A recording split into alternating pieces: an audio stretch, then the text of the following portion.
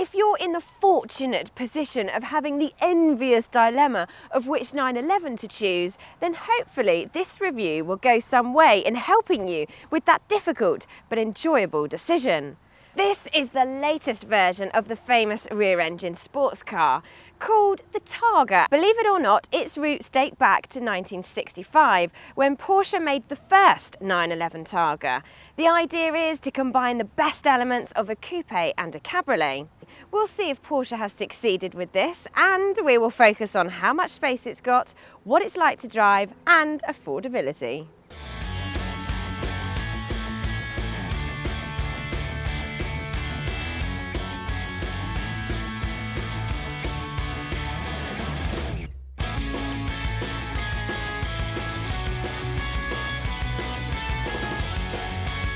To cover our first point, we need to test its practicality, which is better than you think. You can fit some luggage here, and although it follows the traditional rear engine setup, you may think there is no boot. Actually, there is more space behind the rear seats. Talking of which, these seats are a real selling point for the 911, especially if you've got small children.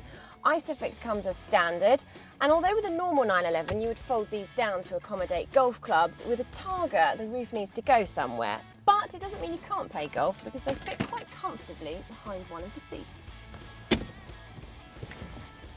Up front you will find a high quality dash which is very driver focused, and it's easy to get a great driving position, as you would expect from Porsche. There's also enough storage to keep you happy. There's 2 cup holders and some more storage here and here, plus a decent sized glove box. I did pick up a leaflet on the Golf Academy. Maybe I'll learn one day, because those are not my golf clubs. For practicality then, the 911 Targa scores 8 out of 10. Anyway, I've been itching to show you this roof.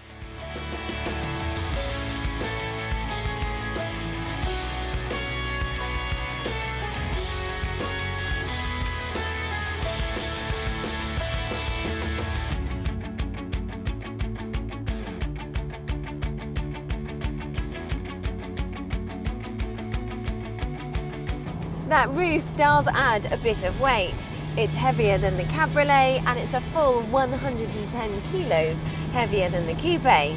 What does that mean in terms of performance? Well, Porsche has reworked the suspension, but you still can notice it a little bit. It shows itself in the whole car just not being quite as sharp to drive or quite as quick to change direction as the coupe.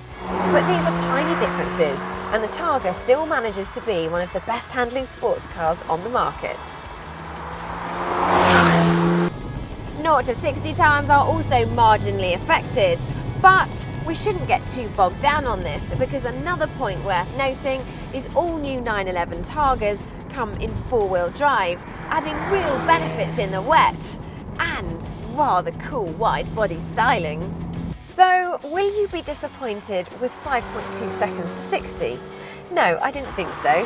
That's what this Targa 4 with a manual gearbox can achieve, while the PDK 7-speed automatic manages it in just 4.8. Go for the Targa 4S and it's faster still.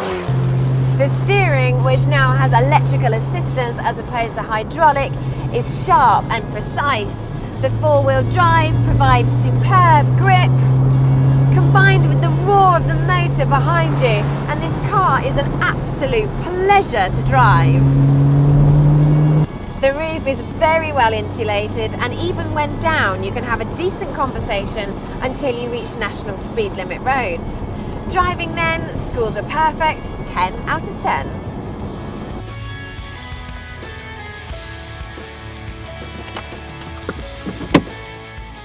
It's expensive. Of course it is. And because it has a Porsche badge on it, you won't get a discount. But with a 911, you really do feel like you get what you pay for. This is a company with decades of motorsport pedigree, and you can feel that when you drive the road cars.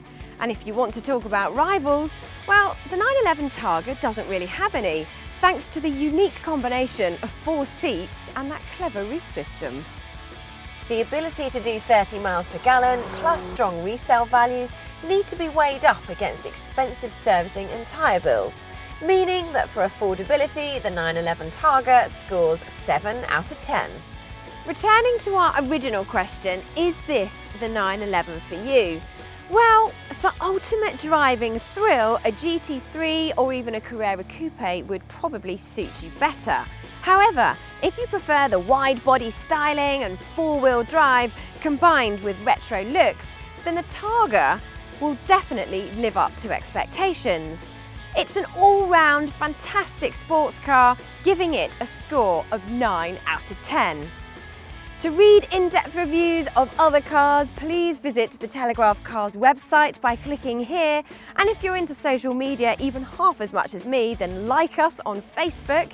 And don't forget to subscribe to our YouTube channel by clicking here.